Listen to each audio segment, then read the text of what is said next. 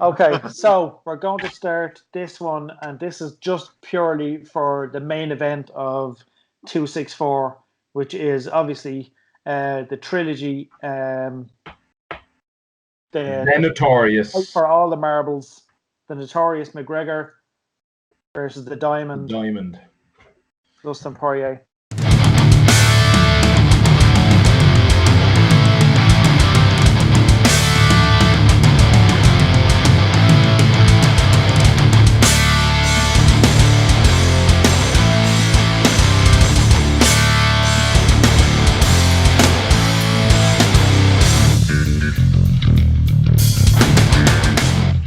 And so what are we thinking? I'm going to leave all my personal feelings about how much one of these fighters is a piece of shit. Right. Outside of my opinion on the fight. Yeah. Now, I didn't say which one I thought was a piece of shit. If you're guessing that, that's your own mind bringing you whatever way you're thinking. I'm just saying I think one of these fighters is 100% a piece of shit. But I leave my opinion out of what I think will actually happen in the fight. All right. Before you get into the fight, myself and Mort were talking there during the week, and Mort you're up to the Mort brought up a good point, whereas the sport needs McGregor to win this, I think. Yeah. Yeah. Is that selling Poirier short of it, is it? I partially agree with him, but is that selling Poirier short a little bit? No. I just mean as in there. Well, we were talking like just as in the big star power. Yeah. Like if he loses this fight, what's left for him other than a Diaz rematch? If he loses this fight, he's not going to get into title contention again. No. If he loses this fight, I don't think anybody will want to see a Diaz rematch. But no real pure fight fans. No, is going to want to see a Diaz because it's not going to make any sense. No. Him fighting Diaz after losing to Poirier doesn't make any sense. It doesn't put either of them in any particular position. Can I start off? Just go. Can I start off our talk with saying, I remember watching the documentary. It must have been back. I don't know. It was before he was in. It was while I think he was in the WEC, or when he was coming into WEC. There was a documentary on YouTube about this fella, the Diamond, and I remember watching it and thinking, "Geez, I wonder could he make it?" And I think he is only getting the credit he deserves recently. Yeah, absolutely. But his career, he's a monster. Oh my man! Listen, don't get me started on Poirier. Don't get me started. And I was a fan when he fought McGregor. I was a fan of his already because I think anyone that watched fights was hard not to be a fan of him. Absolutely. I mean, comes into the UFC off a TKO win in WEC. He has 2 decision wins, and then it's just Darce submission. He submits Pablo Garza by Darce. That was back in November 2011. He then submits Max Holloway by Darce. He loses by Darce, wins by Darce. Yarnbard Holloway. Yarnbard Holloway. Yeah. He then loses to Chan Sung Jung, the Korean Zombie, by Darce. He then wins against Jonathan Brookins by Darce. Loses a decision. But I think the whole thing is, MMA is not like boxing. You lose one fight in boxing, you're dog shit. Yeah. This is literally him evolving and getting better as a fighter, and he just kept getting better. He beat Eric Koch, unanimous decision. I remember that being a good fight. Stopped Diego Brandao. Stopped Akira Krasani. Yep. Lost to McGregor. And listen, there's no shame in losing to McGregor. No shame at all. After that fight, you just went. KO win, Carlos Ferreira. TKO win, Yancy Medeiros. Yancy Medeiros was lovely. Yeah. Yancy Medeiros is a tough boy to put away as well. Tough boy to put away. Beats Joseph Duffy by decision, stops Bobby Green, goes up. Gets stopped by that freak stoppage with Michael Johnson. Yeah. Gets caught, an odd one.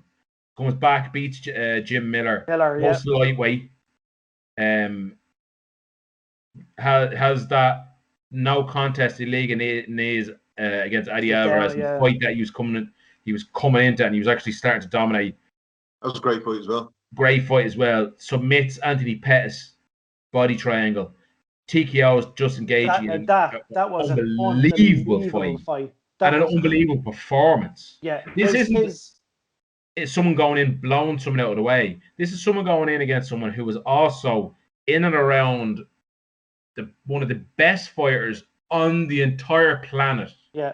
There's a great meme going around of a picture, and it has what your ma thinks the toughest guy on the planet looks like, and what actually is the toughest guy on the planet. Yeah. And there's a picture of, I don't know if you know, Martin Ford. You know who he is? Big, huge fella. Massive. Monstrous. He's in films and all. Like, absolute monstrous tattoos all over his face. And then beside him, there's a picture of Justin Gaethje with a pair of glasses on. To make something like that, it just goes to show how tough people think Gaethje is. Yeah, Gaethje is a monster, and especially around then. And no one wanted to go near Gaethje because you were basically signing your legs away. Well, it was Russian roulette. Yeah, you got involved in an exchange with him, and it was just all he had to land was one. And but I don't think Poirier's strike and his hands have ever looked so unbelievably accurate as in that fight. He looked, while he was getting his legs absolutely mangled, he was just picking Gaethje apart. And Gaethje has a head like a concrete block, keep in mind. Yeah, but I would want to say one thing as well is he was badly hurt in that fight. Big time. And he knuckled down and gritted down. And the reason he was able to do that was he had losses behind him that you could draw on experience from. Yeah. Again, it's not boxing, one loss, you're dog shit. No, this is a career in progress. Yeah. There was any point in the second or third round of that fight. He could have gone down and no one would have had a problem. He could have gone down and people would have said, "Oh, I don't know how he took her for that long." Yeah. That fight was a fucking dog fight. Like, that was a classic example of steel sharpening steel. That's what that was. Yeah, exactly. He then beats Eddie Alvarez after that by TKO. He then beats Max Holloway by decision. His hands in that fight were fucking unreal. Oh, absolutely phenomenal. Yeah. And any boxing fans looking at this thinking, his boxing wasn't.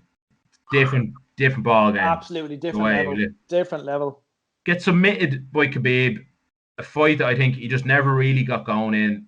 He had Khabib in trouble. He had Khabib more trouble than Khabib had been in years, but it definitely wasn't. It wasn't his best performance. No, absolutely not by a long shot. He comes back, takes on Dan Hooker, who was really coming into his own. Yep. Dominates him in a 5-round decision. Yep. And then comes and he stops McGregor. If anyone there is thinking that anything was a fluke or is this or that, Dustin Poirier is 100% a future Hall of Famer. Oh, he is 100%. 100% one of the best fighters that has ever fought the lightweight division. Yeah. And he is 100% one of the best fighters currently fighting in any weight category in the UFC. Yeah. Yep. He is absolutely. Win, lose, or draw this fight. He is the real fucking deal. 100%. The real deal. He is so. I don't think I've ever seen a boring Dustin Poirier fight. No. He's not the sort of fighter. He's not a madman. Do you know what I mean? But he is not a safe fighter. No. He's more than happy to put himself in danger's way. I mean, just look at the Gaethje fight. More than happy to stand right in the way of damage to pick you apart. 100%. That's a dangerous fighter. And not only that, this is one of them lads who's a natural fighter, like what we were saying earlier. 100%. Natural fighter who's skills, like. Definitely. And on the other side of that coin now, we're looking at McGregor. And before you move on, Paul, go on, the balls on this cunt, because he is the #1 contender, and he turned down. People forget this. He turned down, and I know people are going to say the money. Fine. He turned down a title fight, a very winnable title fight for him, to take on McGregor, to prove to everyone it's not a fluke. I'll fucking do it again. Yeah. And that's a different fucking mentality. It is. And absolutely. A different set of balls you need for that. Absolutely. And like you said, the mentality behind that to say Oh, you think it's a fluke? No, it's all right. Hold on to the belt. I'll get to that later. Come on. Bring him back. Bring him back here and I'll show you that it wasn't a fluke. Yeah. That mentality alone is the sort of thing that can carry a fighter through. 100%. Because it's not delusion. It's not like you were saying earlier on, John. It's not like that kind of arrogant, like I've already won. Yeah, it's proper like self-belief. It's proper like no, it's not a fluke. Come on, let's absolutely do it again. And hold the title for you. I'll get to that. Yeah, I'll get to that. And let's be honest. Even like when you think about it, what is he ranked 6, 7, 5, 6? Who? Poirier. 1. Is Poirier ranked 1? 1. Okay. 6 pound for pound, 1. Sorry, pound for pound. Yeah. He deserves a title shot. Oh, absolutely. He turned it down. There's no shadow of a doubt. No, he was offered it, and he turned it down. See, the thing is, McGregor wouldn't have done that. No. That last fight, you wouldn't go to the title no matter what. He wouldn't have given Poirier another shot. What I'm talking about though is we're living in an age, and we're all very, very well aware of it. We're living in an age now where 90% of the people who watch MMA are, and I know it's an unfair term, but are casual blow-in kind of fans, right? Yes. So like you were saying, they'll see the likes of Dustin Poirier, and they will all they'll think is, oh, that's your man McGregor B. Yeah. That's all they think. That's your man McGregor B. Do you know what I mean? Oh, that's your man that lost to Khabib. There's no like, they don't know who Eddie Alvarez is. They don't know who Max Holloway is. They don't know who Justin Gaethje is. We're living in that era now. They're fight fans who only know the big names. They only know Conor McGregor. They only know Khabib. They only know the top 1 and 2. They don't know these other fighters, even though Poirier ranked 1. I remember when McGregor was fighting Aldo. Remember they did the world tour thing? Yeah. Went to Brazil, come over here, and done a bit around America. And they were taking questions off the crowd over here. And some fella stood up, obviously been supping all day. Oh, Josie Aldo, who are you? Like, that is the most embarrassing thing I've ever seen in my life. Absolutely. This is the kind of thing we're up against. Wagon ticks that haven't a fucking clue. Yeah. Now, don't get me wrong. Everyone gets into the sport at a certain time. Yeah. You don't stand up and fucking disrespect one of the best fighters to ever do it. Yeah. Just because you've never heard of him. Yeah. The fact you've never heard of him is your problem. Yeah, exactly. Yeah. But no, like what we're saying there. So we're living in that era now. But on the other side of the cage, then we've got McGregor, and again, like you were saying earlier, Mark, putting aside whatever, he's a divisive fighter. I'm not putting aside my opinion on McGregor. I'm putting aside my opinion on one of the fighters involved in this fight. He's a divisive fighter. We can all agree 100%. On that. He's a love him or hate him fighter. However, taking his personality out of it. Yeah. Fighting wise. If we're looking at his run in, so his last fight before he came into the UFC, Ivan Buchinger, you can get it on it was Cage Warriors 51. You can get it on YouTube. Ivan Buchinger was an experienced campaigner. McGregor absolutely butchered him. It was a flawless performance. Comes in, Marcus Brimage just absolutely dominates him. Doesn't get out the first round. Takes a 3-round, and then people, it's very easy to disparage him. He went in against Max Holloway, who again is 100%. He's looking better than ever. 100% an all-time great Hall of Famer. Future Hall of Famer. Probably one of the best featherweights to ever fight.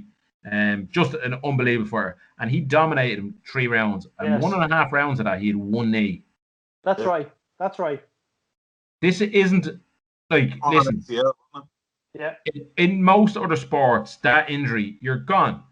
You're gone. You're just done. In fighting, you're extra done if there's such a fucking thing. You're completely defenseless. Yeah, one of your weapons is gone. Just trying to get takedowns, trying to balance, trying to do anything. He basically a full blowout. Yeah. And he's still in there against one of the best fighters on the planet at the time. I know they were both young in their career, but dominates him. Exhibits a wrestling style and element to his game that never being seen. We didn't think he had. But as both Eddie Bravo, Joe Rogan, Chael Sonnen, Forrest Griffin, and Daniel Cormier said, his wrestling and his grappling is actually very good. It's surprisingly good. We just don't see it. He then makes a show at Diego Brandao, stops Dustin Poirier with a reality is a peach of a left hook, bounced off the back, lovely left behind hook. the back of the ear, gone. Well, he marched Poirier down the same way Poirier does. Yeah, and he marched him into it, which I think he did. Yeah, he was watching it and he was walking him into it, bang, and he about 6 seconds before that he had badly hurt him with a left hook as well. Yeah. He made Dennis Seaver look like a Dennis Seaver, a seasoned grizzled campaigner. Again, this was very evident. I remember when this fight came up. First of all, I remember when when McGregor beat Dustin Poirier for the first time. There was people asking me, "Is your man Dustin Poirier any good?" Didn't know who he was. There was people who did not know who Dennis Seaver was. Yeah, they had Dennis no Seaver, clue. Who's he? Is he a newcomer? Newcomer? Campaigner, had been in the cage with everyone between 145 and 155. An absolute a kickboxing legend. Yeah, not to be fucking shit on. No, like a mini Crow Cop. And the reality was McGregor shit on him. Absolutely destroyed him, picked him to pieces. You know, takes a short notice fight while injured against Chad Mendes. The injury didn't come out until about 9 months after the fight. Proved people wrong. His gas tank, he didn't get tired at all. No. Marched Mendes down, picked him apart. Beautiful body work. Ultimately stopped him. Jose Aldo, the lucky punch. Jose Aldo. Please Google what a lucky punch is. It's not a lucky punch. If McGregor, like Joe Rogan says, he's a sniper. He doesn't have lucky punches. There's no lucky punches with him. It's where he wants to hit you, and he'll hit you there. Gone. Not lucky punch. Fights then. Nate Diaz. Not making excuses at all. Should never fought that way. Shouldn't have taken the fight.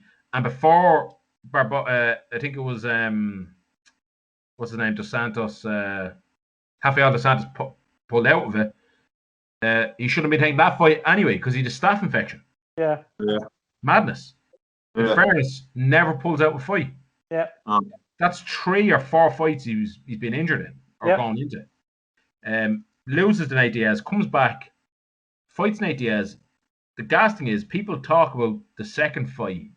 It was a majority decision, which to me was insane. And people talk about it like it was a close fight. It wasn't a close fight. It wasn't. It was a very entertaining fight. Diaz was a dog in there. Listen, people talk about 10-8 rounds. If that first round on a 2 knockdown, complete domination wasn't a 10-8 round, there is no 10-8 rounds there. Yeah. Fucking forget them. Throw it out. He absolutely dominated him. Yeah. Makes Eddie Alvarez, someone who's won the title in every organization he'd ever fought in, look like it was his first fight. Yeah. Absolutely dismantled him. In my opinion, the Alvarez fight is McGregor's crown of glory in the UFC. Yeah. 100%. It's hard to argue that. Yeah, Alvarez has the nickname King of the Underground, like, do you know what I mean? He's all people's fucking champion. And he's an animal. And he's an animal. Absolute savage. McGregor made him look like a fucking amateur. Yeah. I'm gonna go. That's another cliche that's thrown around a bit. But Alvarez was not in that fight at all. No. He was mangled. And I'm gonna go one further than you. I'm going to say, not only is it his best performance in the UFC, I think it is the best performance of anyone in a title fight. In UFC history. Absolutely. I mean, it was flawless. It was destroyed him. He just made him look like he didn't belong in the ring. Yeah, he did. Yeah. He then fights Khabib. The reality is, I think it was very obvious to me watching the fight. I think it was anyone who follows fights that he hadn't prepared at all, really. Yeah. He was on Conan O'Brien drinking whiskey before that. He took charge of his own training camp. I actually think Khabib looked like shit as well, to be honest. Yeah, Khabib didn't look great in that. I don't think Khabib looked good. People go on about Khabib looking great. I think the Khabib that fought Edson Barboza would have had that McGregor out of there in under a round. Yeah. I don't think he looked great at all. But I think McGregor looked like dog shit because he had no preparation done. It was a miracle he turned up and made weight. And you know what? People say actually is counter wrestling technically was beautiful for the first round. Yeah. But if you haven't prepared and you've been drinking and abusing your body, that's not going to last. That's all you're going to do is a round. We then see him make absolute shit of poor old Donald Cerrone. Comes in. Apparently, he turned up to the arena 30 minutes before the fight. I heard that, yeah. Turned up, pissed in the cup, got changed, stretched, hip pads, walked out, starched him in 40 seconds, fucked off. And then loses to Poirier. So you're looking at, for people that may not fully appreciate either of those two fighters, you're looking at two fighters who have a massive catalogue of incredible performances at the most elite level. Yeah. There's one difference though. There's one difference I think, and that is the money. 100%. McGregor, if you look at the first half of his career, he was driven. He was he wanted it all, like, do you know what I mean? Yeah. Now he's got it all. So as is the question now, does he have that hunger to get in and beat Poirier? Who was it I think says it is? Tyson says it's hard to get out of bed, or Marvin Hagler, it's hard to get out of bed at 5 a.m. to go running when you're lying in silk sheets. Like, there's truth to that. True. Yeah, absolutely. True. And but another thing is McGregor learns from his losses. After the first Diaz fight, I said it, I don't know if I said it to you too, but I was saying that he needs to throw leg kicks in the second fight. And once he come out, the first thing he hits him with is a leg kick. Yeah. His leg kick all bleeding night long. His leg kicks, I think, set up his hands in that fight. But in this fight, he needs to learn to block leg kicks, check kicks. And I'm thinking that's exactly what he's going to do. He's going to check the leg kicks and catch him with the hands. Yeah. Do you think, though, on your point, do you think that he thinks that was his only error? Yeah, do you think he thinks that? Yeah. But do you think that was his only error? No. Yeah, that's the difference. Yeah, I think he went into that fight underestimating. Did either you I rewatched the first fight recently. Yeah, did either you? I did as well. Did any has noticed that the trademark accuracy was 100% not there a lot of times? And the power. Yes. Even when it was there, he wasn't landing with that crack that he was landing with. Right now, what fight are you talking about? The second Poirier fight. Oh yeah, no, the accuracy and the power weren't. So some of it was downright sloppy. Yeah. It was rusty and sloppy looking. So my fear is if he goes off and corrects, just addresses the leg kicks, and without addressing everything else, I think he's going to fall short again. Yeah. Oh, confidence in his hands. Like, did he think he was just going to win there? And like in the first fight, wasn't it the first round he beat Poirier? Yeah. I think it was the first round. It was. That's what he was thinking this time around. Like, Poirier is an absolute, totally different beast at this weight. Oh, absolutely. He's a different fighter, completely. Absolutely. Like, he's taking shots that he wouldn't have taken before. No. 100%. So there's a great one now. There's a look win, they'll start him. No bother. Fourth round KO, and it's not happening. No. So what are you thinking? Right, Mark. I think it's a hard one to call. It really is. I'm going to say something that might seem obvious. If McGregor turns up with anything close to a boxing stance, he's going to lose the fight. I don't think he will. I don't think he will. What people forget is that a boxing stance doesn't just make it easier to kick. It also changes the angles of your punches to a boxer's punch, which is fine if you're fighting a boxer. But if you're not, it changes things. Yeah. It also takes out about 30% of your kicks that are available to you, because the setup of them is based off your positioning between your hands and your feet. You're going 1, 2. You're coming off here with a right hook to drop into a left leg kick. Yeah. The same. You're going high, but it's the angles won't work if you're standing in a boxing stance. I don't think he's going to. I think we're going to see him come into that, that weird low karate horse stance he does sometimes. I think that's what he's going to do. If he goes with that, heavy on the front. Yeah, I know. Say that again. That leaves him heavy on the front leg. Heavy on the front leg. It does, and that's not great. I think the keys to victory for McGregor is he has to control the distance. He has to counter accurately. Has to counter accurately. And he has to be more dynamic. And I know that's like real generic, more dynamic. When I say that, I think he realistically has to be more dynamic. He has to use his legs. He has to kick. He has to keep Poirier guessing.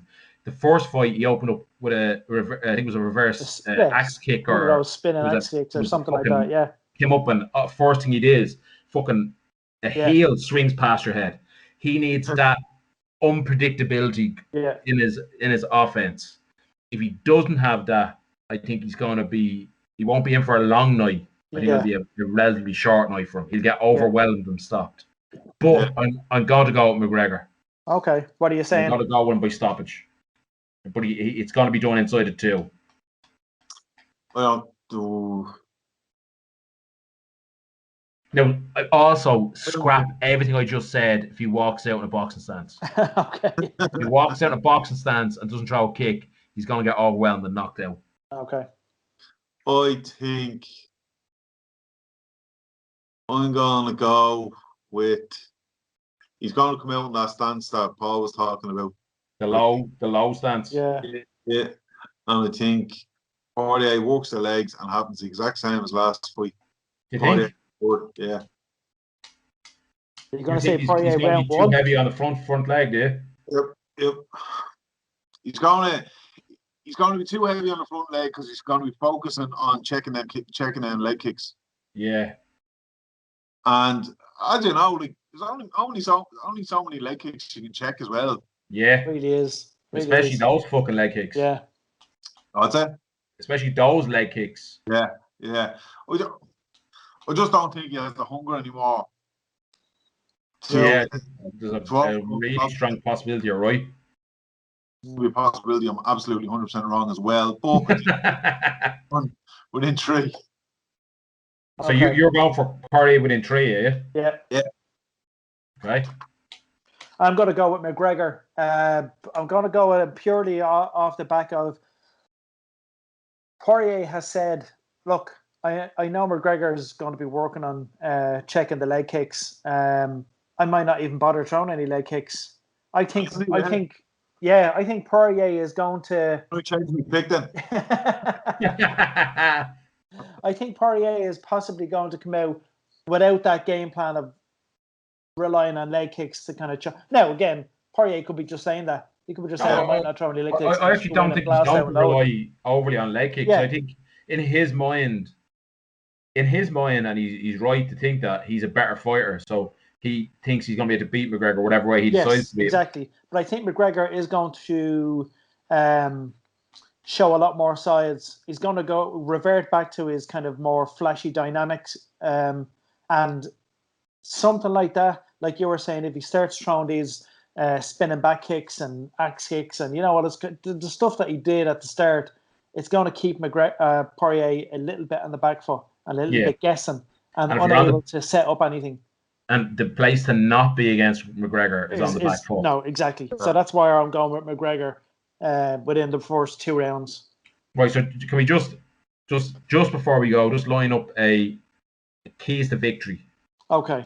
So keys to victory, I think, for McGregor. What do you think are the keys to victory for? We go with Poirier first. For Poirier, the keys to victory are, I think, if McGregor comes in with the low stance, keys to victory are Poirier chopping the leg, taking McGregor's balance and speed and timing out of the equation, and then picking him apart as he comes towards Poirier. I think Poirier is very good at doing that. He's a fantastic, accurate striker when someone's coming in.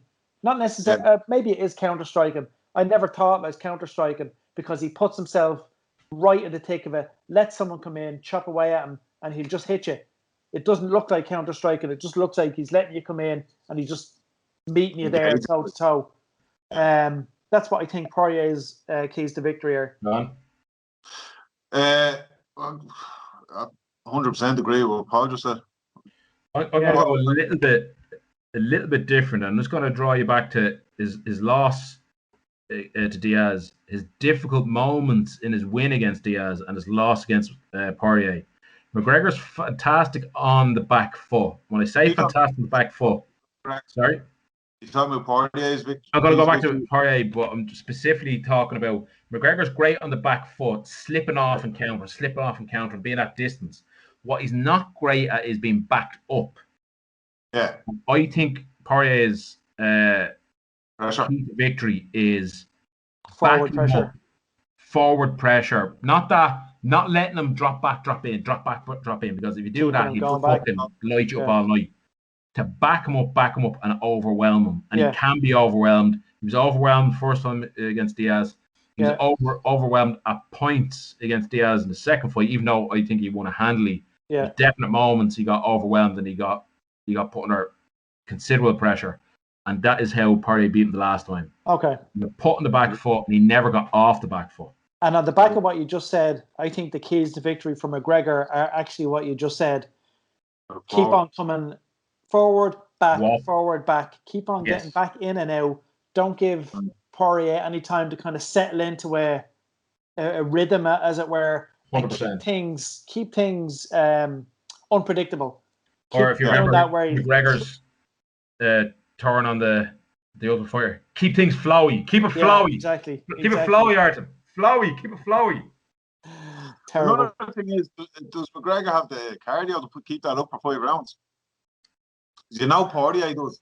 We know Poirier does. Absolutely. And you know what? I'm going to say, I think something you alluded to a little bit earlier on, John.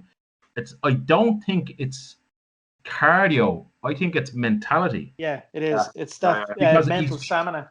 You're looking at him. He 100% can fight. Oh yeah, of course. For 5 rounds, he trains like an animal. Can he mentally fight for 5 rounds? Yeah. Because we know Poirier 100% can. Poirier can fight when he's tired. He can fight when he's hurt. He can fight when he's losing. Yeah. And win. We haven't seen McGregor do that. Poirier can fight when when we seen him getting put under serious pressure in the second Diaz fight. Yeah. Other than that, he's taking charge. He's walking it down. He's winning.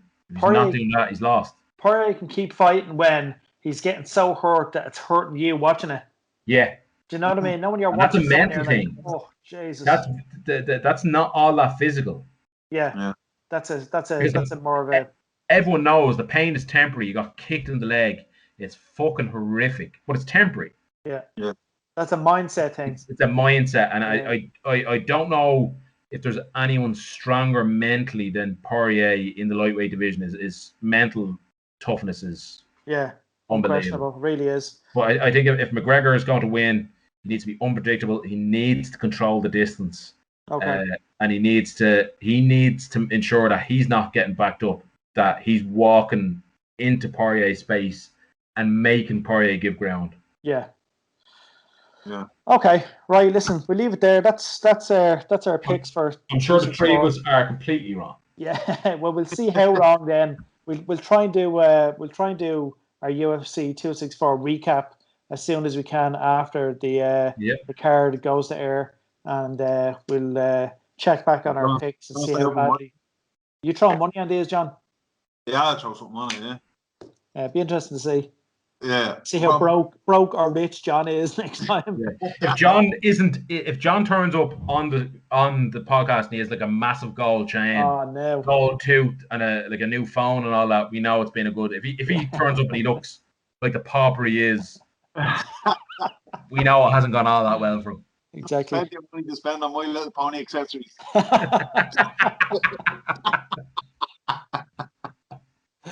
You'd be surrounded by a whole collection of new My Little Ponies.